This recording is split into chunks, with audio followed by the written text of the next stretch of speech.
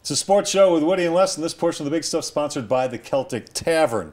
Hey, guys, we had a pretty good feeling.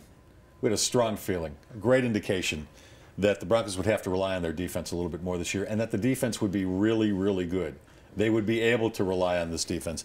Exactly how good is this defense? How good can it be? Okay, let me give you just a little bit of perspective on this. Okay. I know we're going to talk about my Seahawks. As a guy who spent training camp with the Seattle Seahawks this year. During my Seahawk internship, I had to do a film study for this defensive line coaches. And I watched the last 6 games of the Ravens last year, particularly from a pass rush perspective. The Ravens? The Ravens. Okay. They aren't very good pass blocking. They're just not very good.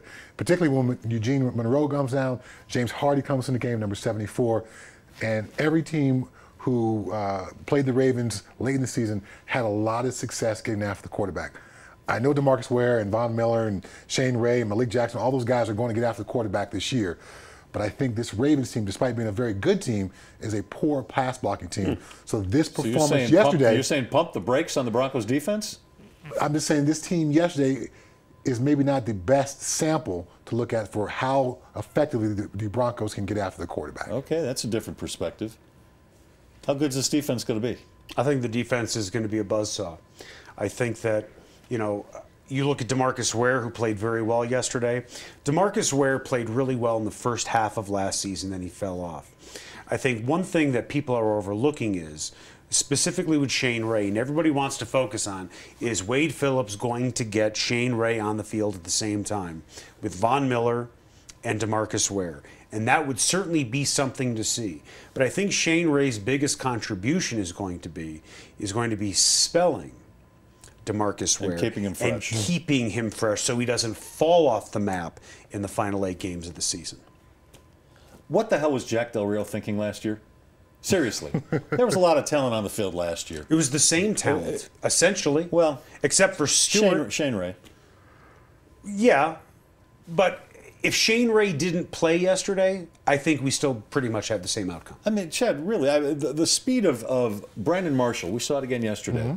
The speed of Danny Trevathan. The defensive there are 3 Pro Bowl defensive backs on this team, although T.J. Ward didn't play yesterday.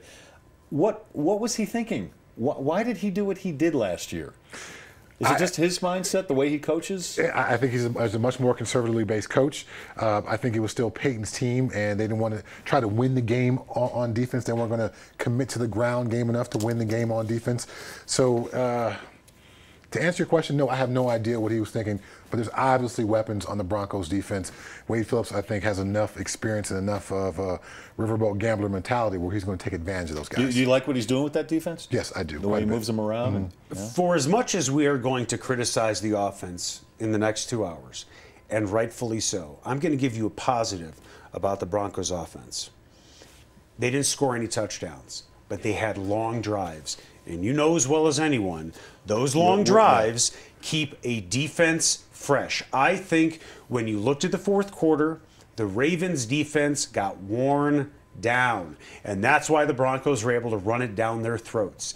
And I think the Broncos defense towards the end of the game was a little bit tired as well because it was a very physical game. That's why Flacco kind of marched it right down the field. Now, the Broncos did make a play, but I think that time of possession played a role.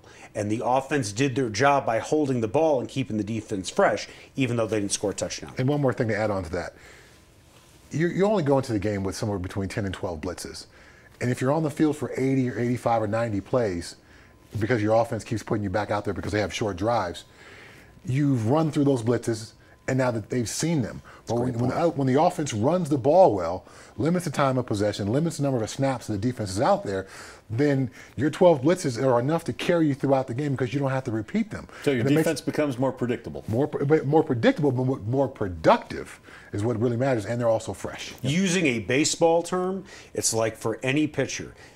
Really good pitchers are going to get through a lineup once or twice.